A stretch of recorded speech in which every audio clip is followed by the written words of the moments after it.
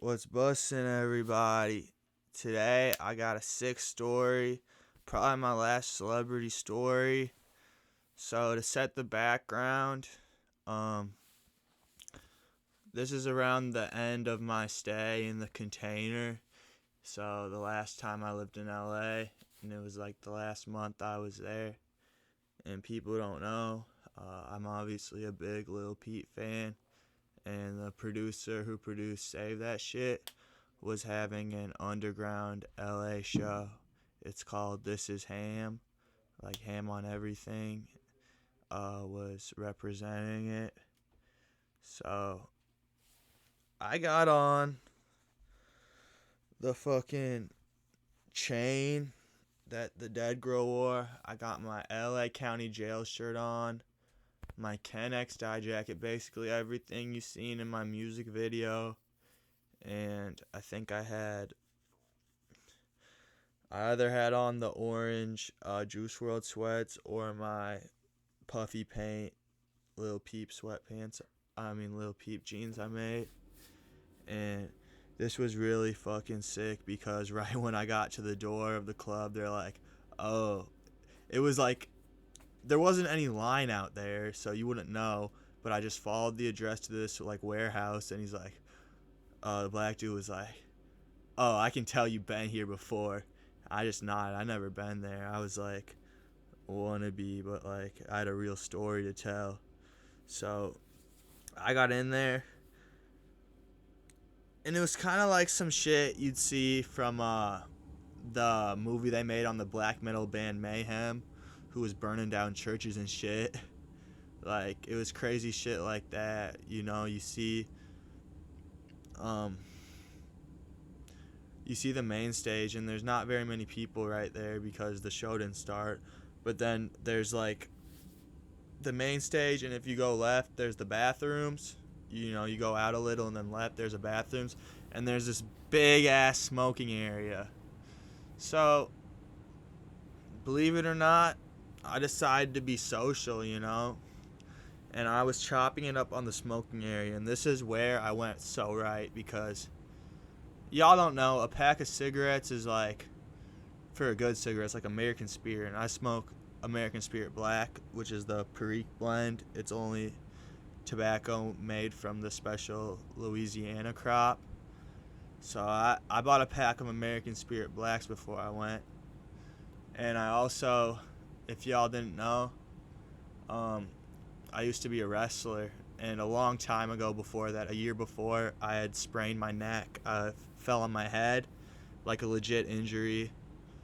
I could hear all the like bones in my neck like crack a bit as I fell onto the top of my neck, and then I got hit. I got slammed so hard that I went fully on my neck, and then I went all the way to my knees. So I legitly was injured, and the doctor, some Punjabi guy, even though I was with my mom, he prescribed me opiates, which is something they don't really do anymore. But it was just because I was in my wrestling gear when I showed up to the emergency room, and I had the video that I played him that he's like, yeah, this is serious. And even though my mom was begging him not to give me opiates, he gave me the opiates. I convinced her, but she said on one condition, I hold your pill bottle.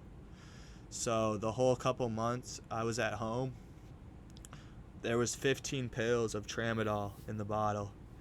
And every time my mom gave me one a day, I'd put it in my mouth, and then I'd spit it out after she left, and I'd put it back in my other bottle of my old medication until I had all the 15 tramadols saved up.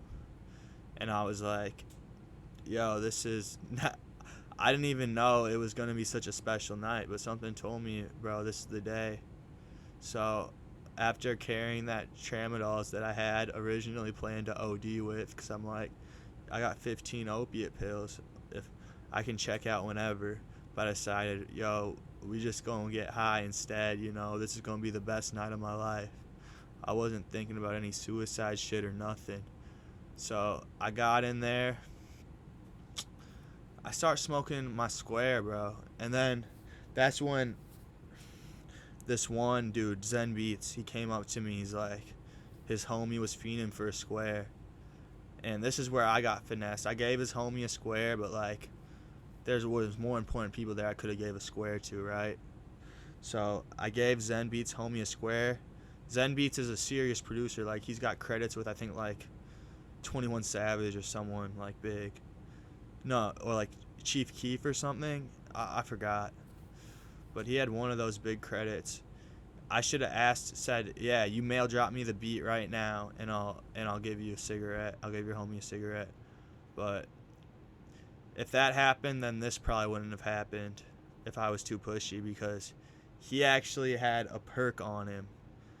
So me and him, we were chopping up. I'm like, yeah, I'm just starting rap, and I think I probably had one good mixtape out. That Stainful tape is the only one I left up on my YouTube channel, because that shit's hard, bro. That was really songs I made every day for a month. I made one song a day, and I wrote those in like 15 minutes, and then I just rapped them, you know? So that shit was raw as fuck. It was right before I recorded all the material for my album, and I recorded the music video with my ex-girlfriend. So it was all in like one span of like March to February and maybe a little bit of April that my whole career happened. And this was at the end of April that I went to the show, right? So me and him, we dip out after smoking some squares, and I'm bumming his friends some squares, and we go to the bathroom, and we're just like, I didn't know what to do with it, because the tramadol, like, even because it was in my mouth, right, for a long time, so it was kind of like breaking apart a bit. So we're like, yo, let's just rail this shit. So we matched. I think I put my tramadol on there first just because I had a whole bunch of them. I crushed up like 6. We rail that shit. We didn't rail the perk, bro. We weren't fucking, what's the word? I'm trying to find in my brain to say, but if you're getting high on Percocet, you're obviously a cool dude anyway. I guess it's just a little fucking raw to sniff perks. But then he gave me half a perk, and let me tell you, this is the first time I was busting off perks and opiates in general, plus I just railed all that tramadol. And when I tell you, like, when we walked out of the bathroom and we see like all these hot emo chicks, bro, they're dancing and shit and twerking or whatever they're doing. I'm not dancing on any of them. That's not even my agenda, right? I just go in and I'm like, like I'm moving like a fucking, like octopus, like literally like I'm in the water, but I'm dancing like some Michael Jackson without the fucking tricks up his shoes trick. Like I'm literally could limbo my way. It's just crazy feeling to be on that shit. And that's when Hellboy started playing. The concert started and Smoke a Sack comes out. And it was like legit, because this is the dude who produced Hellboy by Lil Peep. So they put it on, everybody singing every word. You don't know what the fuck I've been through. You don't gotta love me, you bitch do.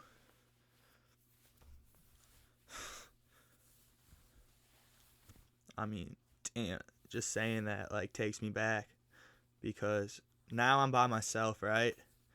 And I'm trying to it got kind of iffy, because then he started playing his solo shit, which was trash. I'm gonna be honest. Mogasak, like, he's not a rapper, but he's the best fucking producer. He was the first beat I ever bought when I went to LA. And that's the funny about the Trippie Redd story. I could have spent the $100 on the Trippie Redd to party with him, but instead I bought a beat from him. So I'm not trying to disrespect him at all.